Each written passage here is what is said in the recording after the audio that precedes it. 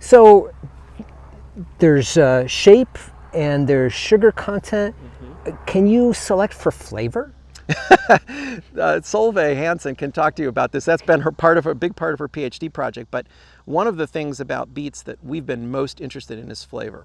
And certainly sugar contributes to flavor, but the most prominent flavor characteristic of beet is earthiness. Beets taste like dirt. They taste like soil. Swiss chard tastes like soil. Spinach tastes like soil. And other plants in the Amaranthaceae family have that earthiness to them. It turns out that we always thought that the smell of soil and the smell of beets were simply because of Streptomyces bacteria, which are ubiquitous. They're in all this soil, and everybody knows when you turn over soil, you get that incredible scent and flavor. We've been able to show over the years that beet actually produce endogenously the earthiness, and for reasons that we don't understand. So chard, beet, they have their genetic machinery to produce. It's a terpenoid. We don't know what it means in the Terpenoids are a type of carbon-containing compound, right? Exactly, like made up of little isoprene units that are 5 carbon units that are strung together. Plants use those little things like Legos to make all sorts of different compounds, and the terpenoids are often defensive compounds in plants. They're flavor compounds. We don't know why beets make earthy flavors.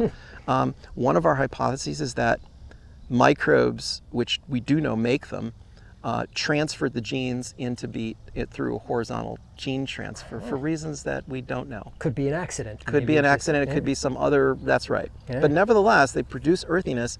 And so we've been interested in breeding, and some of the plants that you're standing by right here were bred to reduce the earthiness, to try to make them non-earthy, because we have a lot of consumers here who are like, I don't like beets because they taste like dirt. And so we've bred that out. We also have consumers who love earthy flavors. I'm one of those. I really love the earthy flavors, and so we've bred some beets that are very high in earthiness. And so over time, I would say, the early domestication was all about survival, and could we get a root that could get us through the winter. Now we're in the luxurious position of saying, okay, let's see if we can make them taste different. Yeah, interesting. So can you show us around a little bit and give us a sense of the kind of variety that these wonderful looking beets have and what you're doing to try to explore and exploit that variety a Absolutely, bit? absolutely. So we, every year we grow thousands and thousands of beets in fields like this. We pull them up and we cut them open, and if we like that beet, if we like that quality, we'll take it back to Madison with us.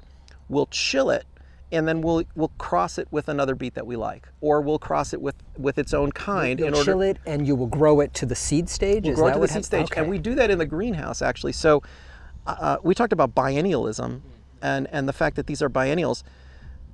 We cut that into one calendar year by having our second season during Madison's winter. So between September and the end of November, they're chilling. They're getting their winter. We call it vernalization. The beet needs, just like carrots and many other plants, they need a cold temperature in order to flower. So we're putting them in a cooler and giving them their cold temperature. Then in December, we're pulling them out, putting them in the greenhouse where they get their second season. And then we do our crosses in the greenhouse. We have to do a cross under a bag, similar to those cages that you could look at, where we're taking a couple of plants, putting them under a pollination cage, and then letting them interpollinate with each other. But we will go through this field and we will pull up roots and begin, making our decisions about things that we want to select. So here's very different color. These are different colors. Some of these are selected more for flavor. These beets are, we've been very, very interested in fresh market beets that people can eat raw rather than cooked. So let's see. We can have you be the taster. I so want to be the taster. See what you think of that.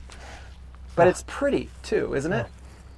Oh, so it's got this very vegetable-y smell. Reminds me of chard, which I also very much like. Yeah. A little different than carrots, It's, and I don't know if that particular one is going to be good or it's going to be bitter. You don't even need to cook this. Right. That's one of the main goals that we have in our program, is to make something that people could eat as a fresh, crunchy, sweet.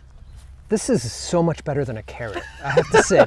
Carrots kind of taste watery to me, and maybe that's also a thing. Like maybe they should get some flavor back into carrots. Right, but, and that's absolutely something that we're interested in doing. We also breed carrots, and that's flavor, like fresh eating flavor. Here, Paulo, this is for you.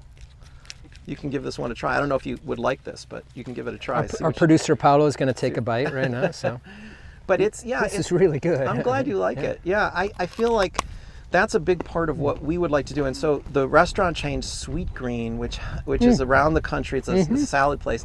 They're using our beets now as a fresh ingredient. As like a so that you would put on a salad just a fresh slices of these beets. Yeah. Because not that there's anything wrong with the canned beet or the pickled beet, but I think like this has a potential. Yeah. Especially if we can get it sweet enough and low geosmin and it's not so hard. There's some beets that if you have them when uncooked, you got to work at them pretty hard. Yeah. This is really easy to, I hope to so. eat, I hope so. That's really nice. Yeah, I'm glad you like it. And so we have lots of materials like that here. So how long did it take you to get to this stage with this characteristic, with these flavors? We started that program in 1995, and we've been breeding this type now. How many years is that? I mean, it's 25 years of breeding, because most beets don't look like this. This has crosses between red and yellow in it. It's got all sorts of different stuff. So the materials that we started in 95, and we've got all sorts of different versions of this. So out of curiosity, can you do anything with the beet tops? They're terrific. They're absolutely terrific. All the beet tops, because this is a chard relative. You can cook with them. You can eat them fresh. They have, if you taste them and you just chew on a leaf, they have an oxalate. And so one of the things that like the spinach, right? A little bit of that irony taste almost. If you taste this, it's a little too much. Like if you taste a raw leaf, I feel like, so one of the things that we're trying to do is it's a little bitter almost. And it'll give you an abrasive, one of the ways this plant defends itself is by making calcium oxalate crystals, which is, I think, an insect defense, right? And so that those crystals are abrasive, and I can feel it. It feels gritty, almost. Yeah, and that mouthfeel is not, so I would love to be able to reduce that. On the other hand, and this is a tension in agriculture that I don't know how we solve, if I reduce oxalate levels in the leaf, I think I'm going to make them more susceptible to insect damage, right? And so like maybe that would be good for eating, but it might be bad for the plant. Might it also change the characteristics below ground? It might change the beet. And so but we would like to, and we have a project that's starting this fall where we're going to be measuring oxalate and seeing if we can modify that in ways that aren't detrimental to the plant. Can you cook it out? Yeah, I mean, on the backside. When you cook it, you'll wilt these leaves, and I think you won't taste it then. Okay. I think that the cells break, and I believe the crystals just go into the cooking water. Okay. Yeah. So that would be another way. But I love the fresh. Yeah. The fresh leaf is great. It's just that it's a little too astringent. So this is kind of one of those tensions in breeding and in a lot of things is these trade-offs. Exactly. It's hard to get you can't kind of designer your plant exactly. I want high resistance to pathogens and insects. I want these flavor profiles. That takes a really long time to get all those traits together, if you can even do that. That's exactly right. And I feel like agriculture in some ways is about that trade-off of, okay, we're going to protect the plants with our systems, with our cropping systems, or with chemicals, or whatever. And then we're going to let them express the things that we want, rather than say, we're not going to protect the plants, let them express all of these astringent chemicals to protect themselves, right? And so it's that trade-off. Yeah. It's really interesting. And as you said, it can take a very, very long time. So the materials that we have here, some of them, if they are successful in moving on, might not see the light of day in a farmer's field for 10 years or more.